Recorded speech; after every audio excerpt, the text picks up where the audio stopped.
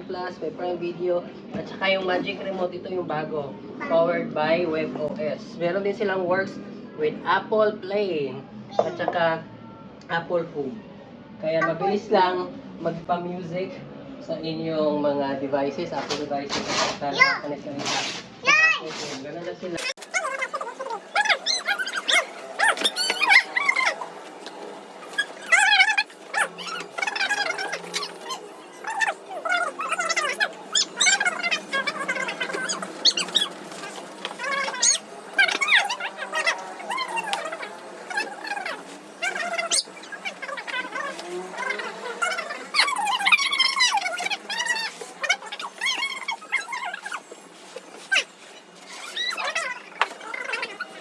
Yan na. Mami. Grabe ka po, anak. Ayo.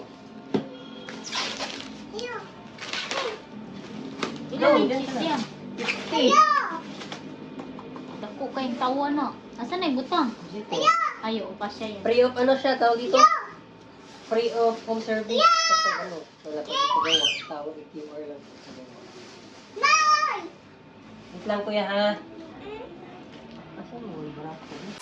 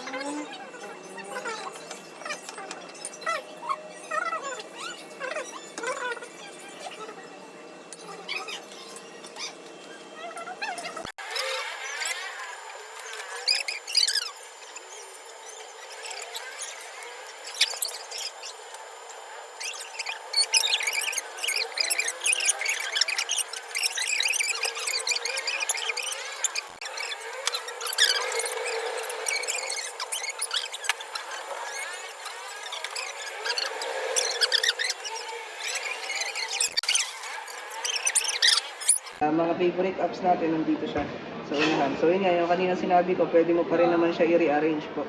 Long press mo lang po. Kunyari, ito si TikTok, long press mo lang yung okay niya, tapos pwede mo na siya i-move, sir. Dari sa unahan yan. YouTube po, meron na rin naman siya. Yung Disney Plus, Apple TV. Yun nga lang, separate po yan na application, sir. No, gusto mo yung ano, sir, yung gano'n. Isang app lang po, pwede natin siya i-download dito, sir. Tapos yung account, pwede rin po natin siya i-download.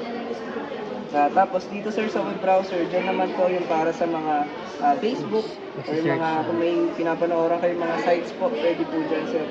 Saka yun nga, yung mouse magagamit nyo rin po siya dyan. So dito sir sa home, nandyan din po yung pinaka-account natin sir, ayan yun. Dyan natin mamomonitor yun. Tapos meron din po siya ditong notifications para po yan sa mga software updates. Lalabas po yan dyan kapag may mga available na bagong version ng OS. Ganyan. Tapos, meron din po siyang search button tsaka yung settings po natin. Sa settings dyan, sir. Yes po. Sa settings po, ito po. Sa picture mode, meron siyang APS. Yun yung pinakamatipid sa kuryente, yung auto power save po. So, yun nga, yung pinakamaliwanag is yung vivid. So, doon ko lang muna po siya isa-set up sa vivid. Yung sound mode, yun din po, standard. Meron din po siyang cinema, clear voice. Depende po yun sa pinapanood po.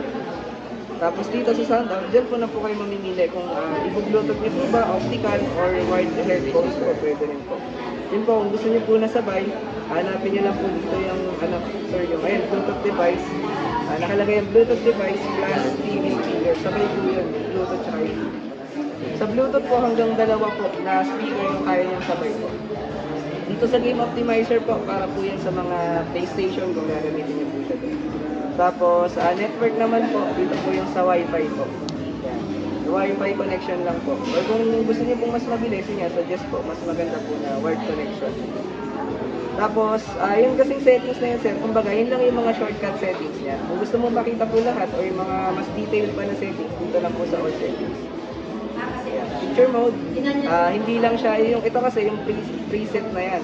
So, pwede mo siyang timplahin po. Depende sa inyo. Yan sa advanced settings, yung pinaka-individual po na settings mo sa brightness, color, clarity. Ganun din po sa sounds po. So, pwede mo pa rin siyang baguhin, sir. Yung pinaka-equalizer niya po. Tapos, general settings. Tsaka ito yung support niya na po. Kung may mga software updates, ganun. Or kung, Matic ba yan? Parang matic yan yun. Yung update. Aba. Ito, sir. Yung pinaka-pointer option. Minsan kasi, nabibilisan sila masyado, parang masyadong sensitive. Pwede mo po siyang ilagay dito sa slow, sir. Or yung pointer size, kung gusto nyo na medyo malaki or maliit. So, pwede nyo po siya baguhin. Nasa settings lang po yun.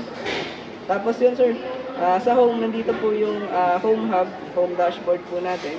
So, pindutin lang natin yan. Lalabas po dyan lahat ng mga available po na input device po sa atin, sir. So, AV sa jack, tapos yun po, 3 HDMI. Ito pong live TV, sir, ayun po yung pag may antenna po na nakakabit. So, lagyan niya lang po siya ng antenna, tapos pindutin na lang. Dito naman po, yung wired headphones kapag ka meron, or kaya po, remote TV, para po yan sa wireless po. Yan. Tapos dito po sa Apple AirPlay po, saka device po.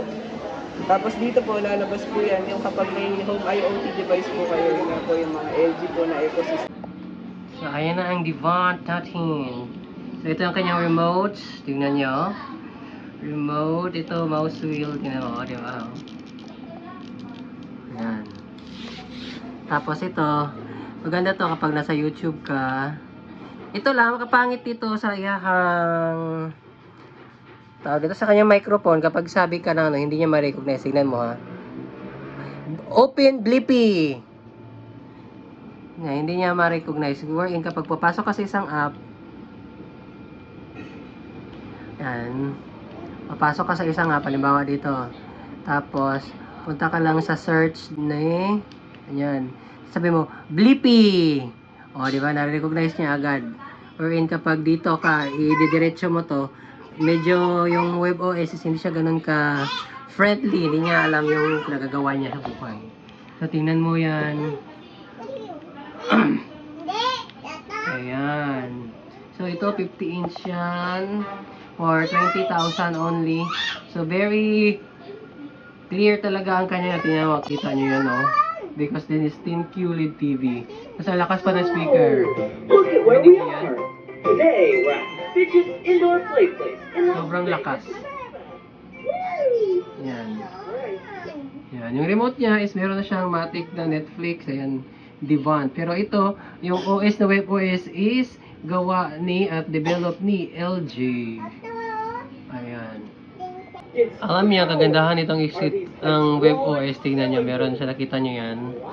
Yung gumagalaw-galaw, tingnan mo ulo ni Blippi. So, para na siyang mouse, para siyang computer. Ginaganon-ganon mo lang siya kahit anong direction, kahit malayo ka, nakababasa niya pa rin. So, ito yung kagandahan ng WebOS. Sobrang bilis niya lang gamitin, hindi tulad din sa mano-mano. Ayan. So, Devant pala is gawang Philippines. Tapos, napabili ako nito dahil sabi ng salesman na kapag nasira ang Devant Panel TV ay mabilis lang itong palitan dahil made in the Philippines lang. So, di ba? Nakamura na tayo sa halagang 22,000 pesos. Payable siya in 24 months. Kaya monthly ko dito is 900 plus lang. So, guys, I hope you consider also, let's help the Philippine brand Devant. Ang ganda niya. Pang international yung quality. Thank you guys for choosing.